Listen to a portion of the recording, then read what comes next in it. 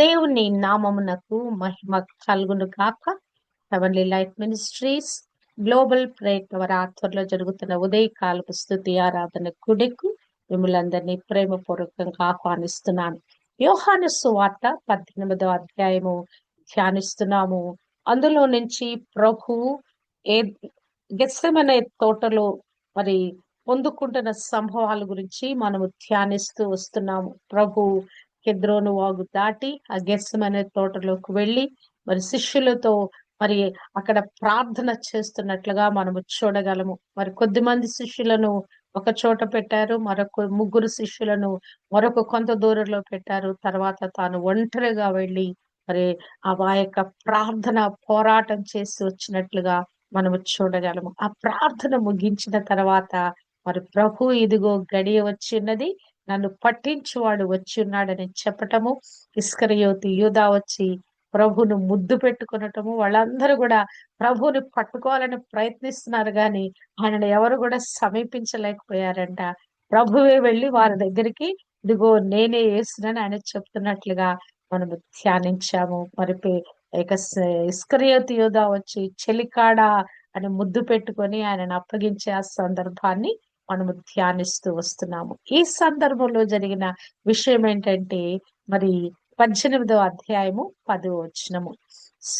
సీమోను పేతురు నొద్ద కత్తి ఉండినందున అతడు దానిని దూసి ప్రధాన యాజకుని దాసుని కొట్టి అతని కుడి చెవి తెగ నరికెను. అబ్బా చూడండి, మరి ఇక్కడ పేతురు దుడుకు పేతురు అన్ని సందర్భాల్లో ముందుంటాడండి. ఇక్కడ కూడా మన కోపాన్ని పట్టుకోలేకపోతున్నాడు. అసలు ఆ కత్తి ఎందుకు తీసుకొచ్చాడు ఇప్పుడు మనము చూసినట్లయితే, వారు బయలుదేరే ముందు మరి వాళ్ళు మరి కత్తి ఉన్నదా లేదా అని చూచుకొని కూడా వాళ్ళు బయలుదేరుతున్నట్లుగా మనము చూడగలము. కత్తి మరి అసలు సేవకుల దగ్గర కత్తి ఉండటం ఏందనేది నిజంగా ఆశ్చర్యం అనిపిస్తుంది. అసలు ప్రభు ఎందుకు మరి ఆ యొక్క మరి కత్తి పెట్టుకోమన్నాడు? ఆ కత్తి దూసి మరి అక్కడ మరి ఆ యొక్క ఆ ప్రధాన యాజకుని, ఆ సేవకుణ్ణి మరి ఎందుకు మరి ఆ కొట్టేంత పరిస్థితి ఎందుకు వచ్చిందంటే గనక ప్రభు మరి ఇప్పుడు కత్తి లేనివాడు కత్తి తీసుకోవాలని అప్పుడు ఆయన కత్తి గురించి మాట్లాడుతున్నాడు. కత్తి తీసుకొని బయలుదేరాలని. మరి లూకాసు సువార్త 22వ అధ్యాయంలో కత్తి లేనివాడు తన బట్ట నమ్మి కత్తి కొనుక్కొనవలెను. మరి అలాగున మరి ఆ కత్తి తీసుకొని వారు బయలుదేరినట్లుగా మనము చూడగలము. ఇక్కడ ఈ కత్తితో నరికినటువంటి విషయము ఏదైతే ఆ యొక్క ప్రధాన యాజకుని యొక్క మరి ఆ దాసులు కొట్టినటువంటి సందర్భము అన్ని సువార్తలలో రాయబడినట్లుగా మనము చూడగలమండి. ఒక్క సువార్తలో రాయడం, నలుగురు సువార్తికులు ఈ విషయాన్ని రికార్డు చేస్తున్నట్లుగా మనము చూడగలము. మరి యోహాను సువార్త 18-10 వచనములో మనము చూచినట్లయితే ఈ మాట మత్తయి 26:51, ఇదిగో యేసుతో కూడా ఉన్న వారిలో ఒకడు చెయ్యి చాచి కత్తి దూసి ప్రధాన యాజకుని దాసుని కొట్టి వాని చెవి తెగ నరికెను. మరి తర్వాత చూసినట్లయితే మార్కు సువార్తలో కూడా 14:47లో దగ్గర నిలిచి ఉన్న వారిలో ఒకడు కత్తి దూసి ప్రధాన యాజకుని దాసుని కొట్టి వాని చెవి తెగ నరికెను. మరి లూకాసు సువార్తలో చూస్తే గనక మరి 22:49లో ఆయన చుట్టూ ఉన్నవారు జరగబో దానిని చూచి ప్రభువా కత్తితో నరుకుదుమా అని ఆయనను అడిగిరి. అంతలో వారిలో ఒకడు ప్రధాన యాజకుని దాసుని కొట్టి వాని కుడి చెవి తెగ నరికెను. హల్లెలూయా. అంటే కొన్ని కొన్ని సంఘటనలు మరి సువార్థికులందరూ రాశారండి. మరి వారి వారి మరి వర్షంలో నుంచి, వారి వారి భావావేశంలో నుంచి, మరి వారికి ఇవ్వబడిన ఆత్మ ప్రత్యక్షతలోంచి ఒకే విషయాన్ని వారు వివరిస్తున్నారు. కానీ మరి వివిధైన విధాలుగా అక్కడ రాస్తున్నట్లుగా మనము చూడగలము. ఇక్కడేమో మరి ఒక్కడు మరి ఇట్టి విధంగా కొట్టాడని, మరి కత్తితో తెగ నరికాడని, మరి ఇక్కడ యోహాను భక్తుడైతే పేతురని రాసినట్లుగా మరి ఇక్కడ మనము చూడగలము. అంటే వారి వారికి ఆత్మ ప్రత్యక్షత ఇవ్వగలిగినట్లుగా పొందుకున్నట్లుగా ఇక్కడ వీళ్ళు ఈ విషయాలని రాస్తున్నట్లుగా మనం చూడగలము. ఎవరైతే మరి ఆ కుడి చెవి తెగ నరకబడ్డాడు, అతని పేరు మల్కట. ఇక్కడ ప్రభు మాట్లాడుతున్న మాట, మరి ఆ యొక్క పేతురుని గద్దిస్తున్నాడు. యేసు కత్తి వరలో ఉంచుము, తండ్రి నాకు అనుగ్రహించిన గిన్నెలోనిది నేను తా త్రాగకుందునా అని పేతురుతో అనెను. ఇక్కడ ప్రభు పేతుర్ని గద్దిస్తున్నాడు. మరి అసలు ఇక్కడ ఒక పని నిమిత్తంగా నేను వచ్చాను. నేను మరి తండ్రి నాకు ఒక పని నియమించాడు. ఈ లోక పాపములు భారమంతా నా మీద తీసుకోవాలి. ఆ గిన్నెలో ఉన్నది నేను తాగాలి. ఆ పాప భారం అంతా నా మీదకు మోపబడాలి. నాకివ్వబడిన చేదు విషయం ఏదైతుందో నేను త్రాగాలి. తండ్రి నాకు అనుగ్రహించిన గిన్నెలోనది నేను త్రాగకుందునా అని పేతురుతో అనెను. మరి ఇక్కడ మత్తయి 26:52లో ప్రభు అంటున్నాడు, యేసు నీ కత్తి వరలో తిరిగి పెట్టుము, కత్తి పట్టుకొని వారందరూ కత్తి చేతనే నశింతురు. హల్లెలూయా. నువ్వేమనుకుంటున్నావు? కత్తితోటి అధికారము పెత్తనం చేయాలనుకుంటున్నావా? మనుషులు చంపాలనుకుంటున్నావా? ఈ కత్తి నువ్వు ఎదుటి వాడిని చంపితే మరొకడు వచ్చి కత్తి తీసుకొని నిన్ను చంపేస్తారు కదా. మరి కత్తి పట్టుకొని వారందరూ కత్తి చేతనే నశించుదురు అని ప్రభు ఇక్కడ చెప్తున్నట్లుగా మనము చూడగలము. ఇక్కడ ప్రభు అంటున్నాడు, మీరు మార్కు సువార్తలో మరి మీరు బందిపోటు దొంగ మీదకి వచ్చినట్టు కత్తులతోనూ గుదిలతోనూ నన్ను పట్టుకొని వచ్చుచున్నారా అని చెప్పేసి ప్రభు ఇక్కడ మాట్లాడుతున్నాడు. మరి ఇక్కడ మరి అప్పుడు యేసుక్రీస్తు ప్రభు చేసిన పని మనము చూస్తే గనక, యేసు ఈ మట్టుడుకు తాళుడని చెప్పి వాని చెవి ముట్టి బాగు చేసిన లూకా 22:51. అబ్బా, ప్రభు ఆ సిలువను సమీపిస్తున్న సమయంలో కూడా మరి ఆయన తన స్వస్థత శక్తిని అక్కడ విడుదల చేస్తున్నాడు. అతని చెవి తెగి పడిపోయిందంట. పేతురు యొక్క ఆ కోపావేశానికి మరి ఆ కత్తి తీసుకున్నది ఎంత షార్ప్ ఉందో, మరి ఇట్లా ఒక్కసారి ఇట్లా వేటు వేయగానే ఆ చెవి తెగి పడిపోయిందట.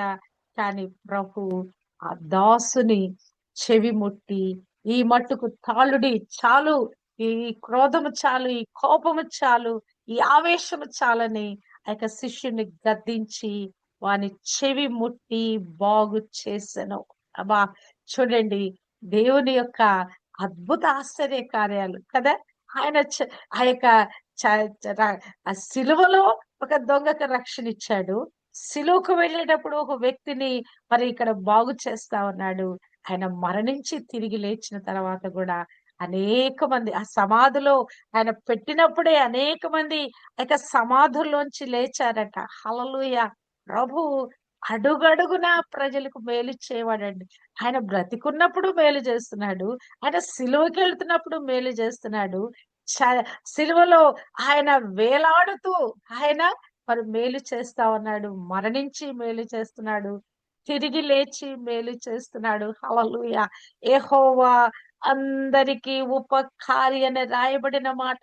అన్ని సందర్భాలలో ఆయన శ్రమపడుతూ, హింసింపబడుతూ, దూషింపబడుతూ కదా, ఆ మరణ శిక్ష అనుభవిస్తూ కూడా ప్రభువు ప్రజలకు మేలు చేయువాడై ఉన్నాడు. హల్లెలూయా, హల్లెలూయా.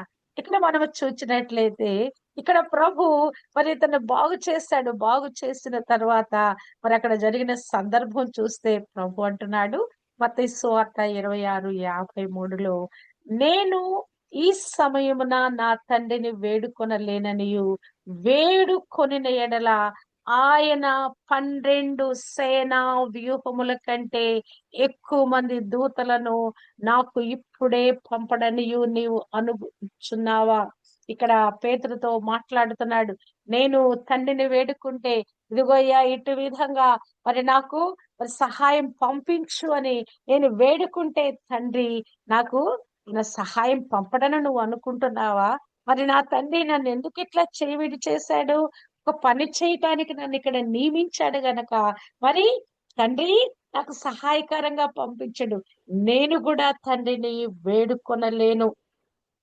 ప్రభు చెప్తున్న మాట 12 సేనా వ్యూహముల కంటే ఎక్కువ మంది, ఒక్కొక్క వ్యూహం ఒకటంట 6,000 మంది యోధులంట. అక్కడ ఫుట్ నోట్స్ లో సేనా వ్యూహం అనే దాని దగ్గర ఒక్కొక్క సేనా వ్యూహం వచ్చి 6,000, 12 ఆర్లు 72,000 మందిని అట్లా అడిగితే చాలు. దేవదూతలు నా పక్షాన పోరాటానికి దేవుడు ఒక మాట నేను ప్రార్థన చేస్తే తండ్రిని అడిగితే వారిని పంపిస్తాడు. కానీ ఎక్కువ మంది దూత అంటే అంతకు మించి ఎక్కువ మంది దూతలను ఇప్పుడే నాకు పంపడనియు నీవు అనుకొనుచున్నావా? నేను వేడుకొని ఎడల ఈలాగు జరుగవలెను అని రాయబడిన లేఖనము ఏలాగున నెరవేరునని అతనితో చెప్పాను. ప్రభు లేఖనముల ప్రకారంగా పుట్టాడు, లేఖనముల ప్రకారంగా ఆయన మరి శ్రమ పడ్డాడు, లేఖనముల ప్రకారంగా ఆయన మరణించాడు, లేఖనముల ప్రకారంగా ఆయన తిరిగి లేపబడ్డాడు కదా. ప్రభు గురించి రాయబడిన ప్రవచనాల నెరవేర్పు మరి ప్రతి ఒక్కటి కూడా మరి ఆ రాయబడిన ఎలాగున జరుగుతూ నేను పలకబడిన ప్రతి మాట కూడా ప్రభు జీవితంలో నెరవేరుస్తున్నట్లుగా మనము చూడగలము. మరి ఇక్కడ ప్రభు అంటున్నాడు, మరి ఈలాగున నన్ను కత్తులు గుదిలతో పట్టుకోటానికి వచ్చారా? నేను అనుదినము దేవాలయములో కూర్చుండి బోధించుచున్నప్పుడు మీరు నన్ను పట్టుకొనలేదు. అయితే ప్రవక్తల లేఖనములు నెరవేరునట్లు ఇదంతయు జరిగినని చెప్పెను. అసలు ఇలా జరగటానికి కారణం ఏంటి? నన్ను ఇలాగున మీరు వచ్చి పట్టుకుని వెళ్ళటానికి కారణం ఏంటి? ఇది రాయబడిన మాట, ఆ యొక్క లేఖనాల్లో ముందుగానే ప్రవచించబడిన మాట. అది నెరవేరునట్లు, ఆ లేఖనాలన్నీ నెరవేరునట్లు ఇదంతయు జరుగుతుందని ప్రభు చెప్తా ఉన్నాడు. చూడండి, అప్పుడట శిష్యులందరూ కూడా ఆయనను విడిచి పారిపోతున్నారు. హల్లెలూయా. మరి మా యొక్క సంభవాలన్నీ మత్తయి, మార్కు, లూకాలో కూడా రాయబడినట్లు కూడా మనము చూడగలము. ప్రతిదినము దేవాలయములో మీ యొద్ద ఉండి బోధించుచుండగా మీరు నన్ను పట్టుకొనలేదు. ఇప్పుడు పట్టుకోవడానికి కారణం ఏంటంటే ఇది మీ గడియ. ఇక్కడ అంటున్నాడు, లూకాసు సువార్తలో అంటున్నాడు ప్రభు, మరి ఇది మీ గడియయు అంధకార సంబంధమైన అధికారము అనెను. హల్లెలూయా. నేను అక్కడ మీ మధ్య సంచరిస్తున్నప్పుడు మీరు నన్ను ప్రభును పట్టుకోవాలని వాళ్ళు చాలా సార్లు ప్రయత్నిస్తారు కదా. రాళ్ళు కొట్టి రువాలని ఆయన ప్రయత్నిస్తే ఒకసారి కొండపేట వద్దకు కూడా ప్రభువును తీసుకుని వెళ్తాడు. అవునా కదా? మరి ప్రభు అక్కడ తప్పించుకొని వెళ్ళిపోయాడు. అంటే ఆ సందర్భాలలో, ఆయా సమయాలలో ఇప్పుడు ప్రభు గడియ రాలేదు. ఆయన పబ్లిక్ ఉన్నప్పుడు కూడా పట్టుకోవడానికి అవకాశం ఉండి కూడా వారు పట్టుకోలేరు. ఎందుకంటే అది వారి సమయం కాదు. కానీ ఇప్పుడు వారి సమయము. లూకా 22:53లో చూస్తే గనక, అయితే ఇది మీ గడియయు అంధకార సంబంధమైన అధికారమును అనెను కదా. ఈ దుష్టుడైన సాతాను మరి వాడు ఆదాము అవ్వలు పాపము చేసినప్పుడు అప్పుడు వాడు ఈ అధికారాన్ని చేబుచ్చుకున్నాడు. ఆ పాపము లోకంలో ప్రవేశించినప్పుడు మానవునికి ఏదైతే కుమారుడుగా అధికారం ఇచ్చాడో, సమస్తాన్ని ఏలు అనే ఒక అధికారం ఇచ్చాడో, మీరు భూమిని నిండించి ఫలించి అభివృద్ధి చెంది విస్తరించి ఏలుడు అని చెప్పి వాడు మరి అధికారం ఇచ్చాడు కదా. ఈ సమస్త సృష్టి మీద మానవునికి అధికారం ఇచ్చాడు దేవుడు. ఆఖరికి క్రూర జంతువుల మీద కూడా మరి అధికారం ఇచ్చాడు ప్రభు. అయినను మానవుడు పాపాన్ని బట్టి అధికారాన్ని కోల్పోయాడు. మరి కోల్పోటును బట్టి మరి ఈలాగున మరి అధికారము సాతానుడు మరి చేబుచ్చుకున్నాడు. మరి వాడు అప్పటి నుంచి ప్రపంచాన్ని ఏలటం ప్రారంభిస్తున్నాడు కదా. ఎక్కడ సమయం ఉంటే మరి అధికారాన్ని వాడు దుర్వినియోగపరుస్తూ మనుషుల్ని తన వశపరుచుకుంటున్నాడు కదా. మానవులకి ఈ కష్టాలన్నీ ఎందుకు వస్తాయండి? అనారోగ్యాలు రాని, అది ఏ సమస్య అయినా కూడా అది దుష్టుడి యొక్క ప్రభావపు తాకిడి కదా. శోధనలు శోధనలు అనేవి ఏం చేస్తున్నాయి అంటే మనుషులను శ్రమ పాలు చేస్తా ఉన్నాయి. ఏదో ఒక విధంగా మనం శోధించుట మరి వాడు మరి చాలా ప్రాముఖ్యమైన కారణంగా పెట్టుకున్నాడు. ఈ మానవాళ్ళందరినీ ఏదో ఒక విధంగా నాశనం చేయాలని వాడు కంకణం కట్టుకున్నాడు. కానీ దానికి కూడా దేవుని అనుమతి కావాలండి. ఇది మీ గడియయు అంధకార సంబంధమైన అధికారమును అనెను. మనకి శ్రమ రావటం అంటే ఒట్టిగా రాదు. దేవుడు అనుమతిస్తాడు. ఆ యోబు దగ్గరికెళ్ళి ఇప్పుడు అనుమతి తెచ్చుకున్నాడు గదా! పర్మిషన్ తెచ్చుకున్నాడు గదా! ప్ర ఇదిగో యోబుని ఇంతగా దీవించావు. మరి నువ్వు అతని మరి పాడు చేస్తే నిన్ను దూషిస్తాడంటే, కాదు కాదు బాబు అని చెప్పి సమస్తము తీసివేసినా గూడా యోబు దూషించట్ల. అతనొక నోటి మాటలో గూడా కనీసం భార్యను గూడా దూషించట్ల ఆయన. ఆమొచ్చి ఏం చెప్తుంది? "నువ్వు దేవుని దూషించి చచ్చిపో" అంటుంది. ఆయన దేవుణ్ణి దూషించట్లేదు. దుష్టుడైన సాతాను మానవులకి కష్టాలు ఎందుకు తీసుకొస్తాడంటే, దేవుణ్ణి దూషించాలని. ఏ దేవుడు నాకీ కష్టం తెచ్చిపెట్టాడు, నాకీ బాధ తెచ్చిపెట్టాడు, నేనే దొరికానా దేవుడికి కష్టాలు పెట్టటానికి, ఇట్టి విధంగా దేవుని మీద మన మానవుడు ఆయాసపడి దేవుణ్ణి దూషించాలని వాడి యొక్క ఉద్దేశమైనది. అందుకే వాడు తప్పనిసరిగా మన జీవితంలో దేవుని యొద్ద అనుమతి తీసుకొనొస్తాడు. మనకొచ్చే ఈ కష్ట నష్టాల, కీడులు, ఈ సమస్యలు, ఇరుకులు, ఇబ్బందులు, పోరాటాలు, యుద్ధాలు వీటన్నిటిలో ఆయా లెవెల్స్ లో దేవుడు మన ట్రైన్ అప్ చేస్తూ సాతానికి అనుమతిస్తా ఉంటాడు. వెళ్ళు చూసుకోపో, నా కుమార్తె ఎడల ఆ విశ్వాస జీవితాన్ని ఎట్లా నువ్వు ఆపగలవో చూసుకోపో. నువ్వెన్ని శ్రమలన్నా పెట్టు. ఆ విశ్వాసంలోంచి ఆవిడ పక్కకు రాదు. నువ్వు వెళ్ళిపో అని ప్రభు మన పక్షాన ఛాలెంజ్ చేస్తాడు. అనుమతిస్తాడు దేవుడు. అంధకారమైన ఆ యొక్క అంధకార సంబంధమైన గడియ మన జీవితంలో కూడా వస్తదండి. నిశ్చయముగా మరి నువ్వు ఒక విశ్వాసిగా మరి నిఖార్సైన విశ్వాసిగా నువ్వు తీర్చిదిద్దబడుతున్నావా? తప్పనిసరిగా ఈ శోధనలు, శ్రమలు, మరి ఆ దుష్టుని చేతిలో మనము శోధించబడుట అనేది తప్పనిసరిగా మన జీవితాలలో నెరవేర్చబడుద్ది. ఎందుకు మన జీవితంలో ఇంత కఠినమైన పరిస్థితికి వెళ్తామంటే, అది దేవుడు అనుమతించాడు. మనం పరీక్షించబడటానికి అనుమతిస్తాడు. మరలా మనని ఏం చేస్తాడంటే ఆయనే మన విశ్వాసాన్ని కాపాడుతాడు. ఒకసారి మరి పేతురుతో అంటాడు, పేతురు నీ విశ్వాసాన్ని నేను బలపరిచాను. ఆ సాతాను నిన్ను జల్లెడలో వేసి మరి అది జల్లించాలనుకున్నప్పుడు నువ్వు మరి ఆ జారిపోకుండా ఉండటానికి నీ విశ్వాసాన్ని నేను బలపరిచాను అంటాడు. హల్లెలూయా. ఆ యొక్క శోధనకు అనుమతి ఇచ్చేదే మరి ప్రభు అయినాడు. ఆ యొక్క శోధనలో మనం కాపాడబట్టానికి కూడా కృప చూపించువాడు.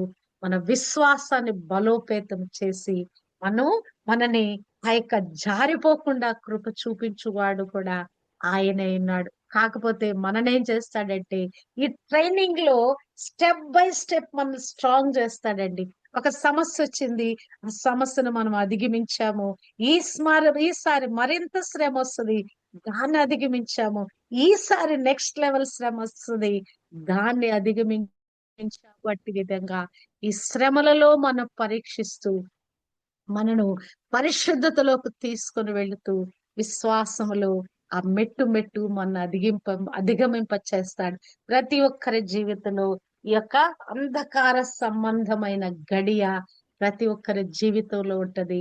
ప్రభువు మరి దానిని ఆయన అనుభవిస్తున్నాడు. ఆయనకి అనుగ్రహించబడిన ఆ యొక్క ఆ శ్రమ, ఆ శిలువ శ్రమ కొరకు మరి దుష్టుడైన సాతానునికి యొక్క సమయమైంది గనక ప్రభును వాడిప్పుడు పట్టుకొనగలిగాడు కదా. లేకుంటే వాడి వల్ల ఎక్కడ అవుద్ది? సృష్టికర్తను పట్టుకొనుట, బంధించుట మరి ఎవరి వల్ల అవుద్ది కదా. ఆ యొక్క సమయానికి మరి అట్టి విధంగా క్రీస్తు ప్రభు జీవితంలో ఈ విధమైన కార్యము జరగాలని లేఖనములో రాయబడింది గనక మరి అట్టి విధంగా జరిగినట్లుగా మనము చూడగలము. ఇప్పుడట మరి వీరందరూ కూడా మరి ఆయన పట్టుకోటానికి చూస్తే అప్పుడు వారందరూ కూడా ఆయనను విడిచి పారిపోయి. ఇప్పుడు ఈ సందర్భంలో మరి పేతురు అంత ఆవేశంతో మరి యొక్క చెవి తెగ నరికిన వాడు ఇప్పుడు పారిపోతున్న స్థితిలోకి వెళ్ళిపోతా ఉన్నాడు కదా. ప్రాణ భయం మానవులను ఏం చేస్తుందండి? పరుగులెత్తేలాగా చేస్తది. అప్పుడు వారందరూ ఆయనను విడిచి పారిపోయి తన దిగంబర శరీరం మీద నారబట్ట వేసుకుని ఉన్న ఒక పడుచువాడు ఆయన వెంట వెళ్ళుచుండగా వారు అతనిని పట్టుకునిరి. 14:51 మార్కు సువార్త.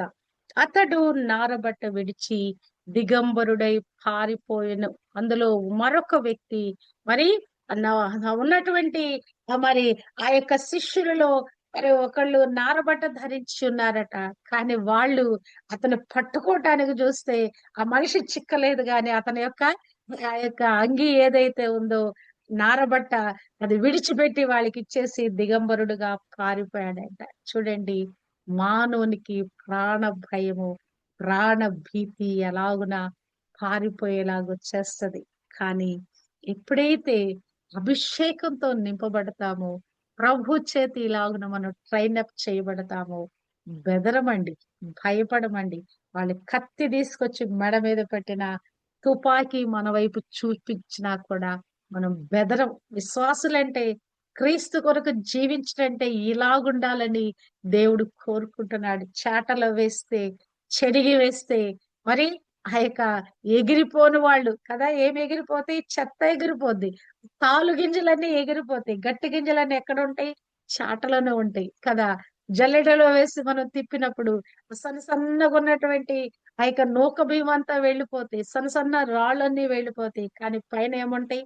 మెరకలుంటాయి. మనం అందరం కూడా గట్టి గింజలుగా ఉండాలని దేవుడు మనల్ని మరి బలపరుస్తుంది. ఎక్కడైతే మరి అందరూ ఆయనను విడిచి పారిపోయారంట. కానీ తర్వాత చూస్తే శిష్యులు పరిశుద్ధాత్మ పొందుకున్న తర్వాత అసలు వాళ్ళు మరణం కాదు కదా, వాళ్ళు కొట్టి ఏడుచి మరి ఆ సభల్లో అప్పచెప్పి జైల్లో పెడుతున్న వాళ్ళట అది మహా సంతోషంగా ఎంచుకున్నారంట. అంటే మానవునికి ఏం కావాలంటే, విశ్వాసి అనే వాడికి రక్షణ ఒక్కటే సరిపోదండి, ఆత్మ అభిషేకము కావాలి. ఆత్మ అభిషేకం చేత నింపబడినప్పుడు ఎటువంటి శ్రమనైనా మనం ఓర్చుకోగలం, తాళుకోగలం. ఆ శ్రమను మనము అధిగమించగలం. క్రీస్తు కొరకు ధైర్యంగా మనము నిలబడగలం. వీరిక్కడ పారిపోయారంటే అర్థమేమైంది? వారికి ఇంకా ఆత్మాభిషేకము అనుగ్రహించబడలా. వారు కేవలము విశ్వాసంలోనే ఉన్నారు. ప్రభుని నమ్మి విశ్వసించి ఆయన వెంటబడి వచ్చేసారు. పేతురు, రా వచ్చేయ్, నేను మరి మనుషులు బట్టి జాలరుగా చేస్తానంటే పేతురు వచ్చాడు. ఆయనతో పాటు ఆంద్రేయ వచ్చేసాడు. అలాగే జబదయి కుమారులు ఇద్దరు కూడా, యోహాను యాకోబులు ఇద్దరు కూడా తమ తండ్రి యొక్క వలలు, ఆ జీతగాళ్ళు అందరినీ వదిలిపెట్టి వచ్చేసారు వాళ్ళు.